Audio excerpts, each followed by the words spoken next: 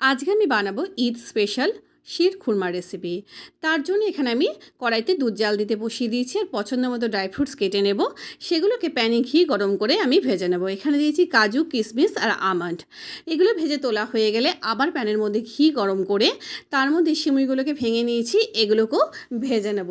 এই রান্নাটাতে ঘি, দুধ, ক্ষীর থেকে শুরু করে চিনি বলো সব কিছু ব্যবহারে কিন্তু একটু বেশি পরিমাণে হবে। এবার যেখানে দুধ ফুটছে তার মধ্যে ভেজে রাখা সিমুই, ড্রাই ফ্রুট সব দিয়ে দেবো। আর কয়েক হাতা দুধ আমি আগে তুলে রেখেছিলাম, ওর মধ্যে মিল্ক পাউডার মিশিয়ে দিয়ে সেটাও কিন্তু ভালো করে গুলে নিয়ে ওই কড়াইয়ের মধ্যে অ্যাড করে দেব। এবার একে একে আমি দেব হলো বাতাসা, চিনি, কনডেন্স মিল্ক, একটা তেজপাতা, সব কিছু ভালো করে মেশানো হয়ে গেলে দেখবে দুধটা বেশ খানিকটা ঘন হয়ে গেছে। ওপর থেকে ছড়িয়ে দেবো হলো জাফরান ভেজানো দুধ, আর নামানোর সময় দেবো হলো এলাচ গুঁড়ো। বেশি একটু ঠান্ডা হয়ে গেলে ওপর থেকে ছড়িয়ে দেবো হলো পিস্তাচিওস। ঈদ মোবারক।